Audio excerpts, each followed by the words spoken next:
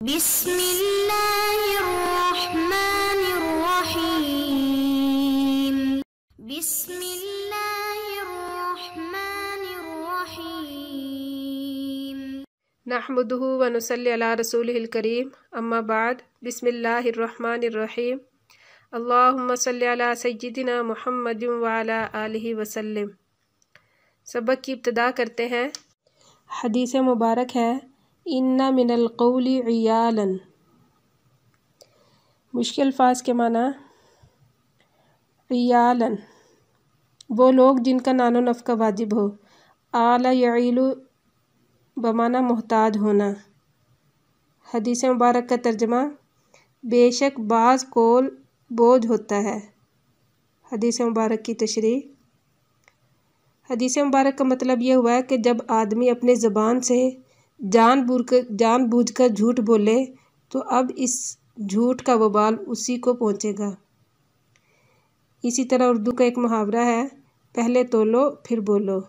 جہاں زبان کے صحیح استعمال سے انسان ڈھیر ساری نیکیاں اکٹھی کر سکتا ہے، بہت سے انعامات کا مستحق ہو جاتا ہے، اسی طرح زبان اس کو ہلاکت کی وادی میں بھی ڈال سکتی ہے جب زبان کا استعمال غلط ہو۔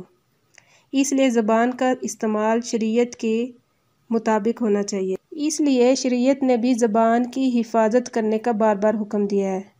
مثلا ایک حدیث مبارک میں ہے آپ صلی اللہ علیہ وسلم نے فرمایا جو شخص اپنی زبان اور پیٹ اور شرمگاہ کے شر سے بچ گیا اس نے اپنے اوپر جنت واجب کر لی۔ اسی طرح ایک اور روایت پہ حضور اکرم صلی اللہ علیہ وسلم کا ارشاد ہے جو شخص مجھے دو چیزوں کی ضمانت دے دے تو میں اس کو جنت کی ضمانت دیتا ہوں۔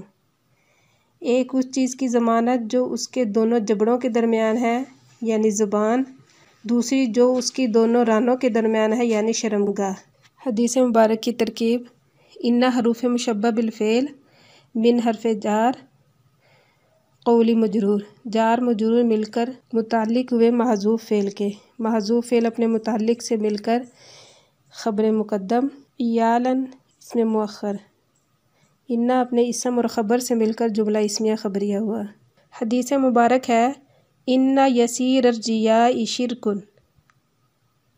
مشکل الفاظ کے معنی یسیر تھوڑا، کم۔ یا سورہ باب ناصرہ سے، باب کارما سے اور باب زاربہ سے کم ہونا۔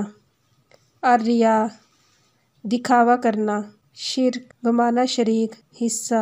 حدیث مبارک کا ترجمہ بے شک تھوڑی ریاکاری بھی شرک ہے۔ حدیث مبارک کی تشریح۔ حدیث مبارک سے معلوم ہوا کہ تھوڑی سی معمولی سی بھی ریا شرک ہے، اور ریاکاری ایسا گناہ ہے کہ تھوڑا ہونا بھی بہت سخت ہے۔ ریا کہتے کس کو ہیں؟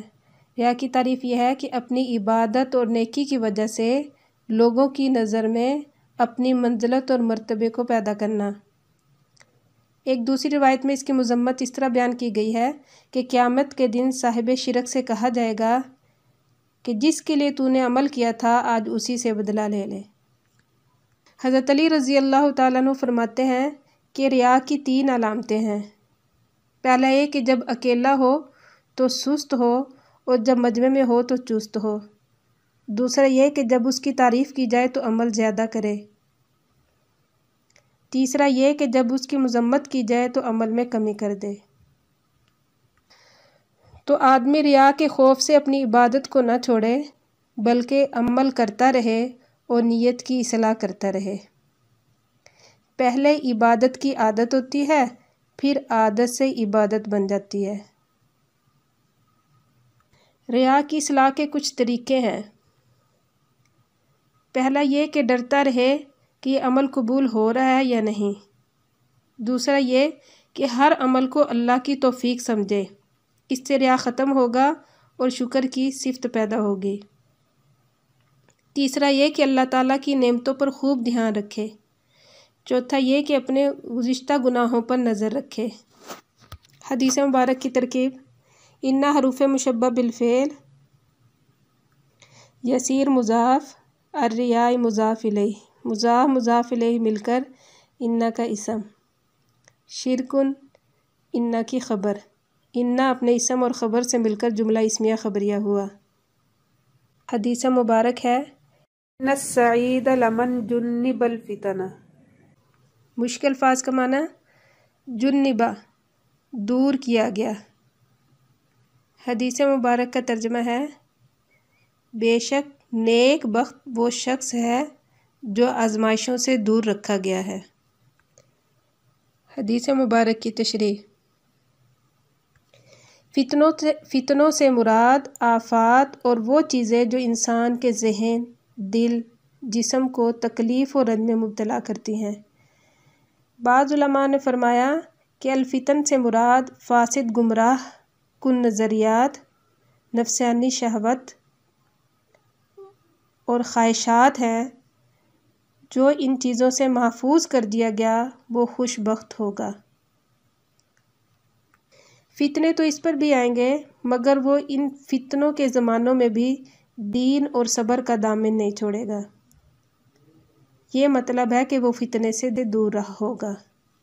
اس لیے علماء فرماتے ہیں جس شخص کو کوئی نیک کام کا موقع مل جائے تو وہ اس نیک کام کرنے میں جلدی کرے، کیونکہ معلوم نہیں کہ آنے والے وقت کتنے فتنوں کو اپنے ساتھ سمیٹ کر لاتا ہے۔ اگر ان فتنوں کے آنے سے پہلے اس شخص نے اپنے ایمان و یقین کو مضبوط کر لیا تو بعد میں انشاءاللہ العزیز یہ فتنوں کے زمانوں میں فتنے سے بچا رہے گا۔ تو ایسے ہی شخص کے بارے میں حدیث میں فرمایا ہے جو فتنوں کے زمانے میں فتنوں سے محفوظ رہا وہ حقیقت میں بہت ہی خوش نصیب ہے۔ حدیث مبارک کی تشریح، انا حروف مشبہ بالفعل، السعید اسم، لام تاکیدیہ، من موصولہ، جنبہ فعل مجہول، ضمیر مستتر اس کا نائب فاعل، فتنی مفعول، فعل اپنے فاعل اور مفعول سے مل کر جملہ ہو کر صلہ، موصول اپنے صلہ سے مل کر خبر، انا اپنے اسم اور خبر سے مل کر جملہ اسمیہ خبریہ ہوا۔ حدیث مبارک ہے ان المستشار مؤتمن، مشکل الفاظ کے معنی المستشار، صیغہ اسم فاعل باب استفعال سے بمعنی جس سے مشورہ طلب کیا جائے۔ حدیث مبارک کا ترجمہ ہے بے شک جس سے مشورہ لیا جائے اس کو امین ہونا چاہیے۔ حدیث مبارک کی تشریح، حدیث مبارک میں مشورے کے آداب میں سے ایک ادب بیان فرمایا گیا ہے کہ جب کسی سے مشورہ لیا جائے تو مشورہ دینے والا امین ہوتا ہے تو اس کو چاہیے کہ خیر خواہی اور پوری فکر کے ساتھ مشورہ دے، مشورے میں خیانت نہ کرے، جو اس موقع پر اپنے لیے پسند کرے وہی اپنے بھائی کو مشورہ دے، کیونکہ آپ صلی اللہ علیہ وسلم کا ارشاد ہے کوئی شخص تم میں سے کامل مومن نہیں ہو سکتا جب تک کہ اپنے بھائی کے لیے وہی بات پسند کرے جو اپنے لیے پسند کرتا ہے۔ ایک اور دوسری روایت میں آتا ہے جس نے اپنے کسی بھائی کو کوئی ایسی رائے دی جس کے متعلق اسے علم تھا کہ بھلائی دوسرے کام میں ہے تو اس نے اپنے بھائی کے ساتھ خیانت کی۔ مشورہ لینے والے پر بھی یہ بات ضروری ہے کہ وہ بھی ہر ایک سے مشورہ نہ لے بلکہ اہل بصیرت سے مشورہ لے، جیسے کہ حدیث مبارک ہے حضرت علی رضی اللہ تعالیٰ عنہ فرماتے ہیں کہ انہوں نے نبی کریم صلی اللہ علیہ وسلم سے عرض کیا کہ آپ صلی اللہ علیہ وسلم کے بعد اگر ہمیں کوئی ایسی بات پیش آئے جو قرآن و سنت میں نہ ہو تو ہم کیا کریں؟ تو آپ صلی اللہ علیہ وسلم نے ارشاد فرمایا کہ میری امت کے عبادت گزاروں کو جمع کر کے مشورہ کرنا، تنہا فیصلہ نہ کرنا۔ حدیث مبارک کی ترکیب، ان حروف مشبہ بالفعل، المستشار ان کا اسم، مؤتمن خبر، ان اپنے اسم اور خبر سے مل کر جملہ اسمیہ خبریہ ہوا۔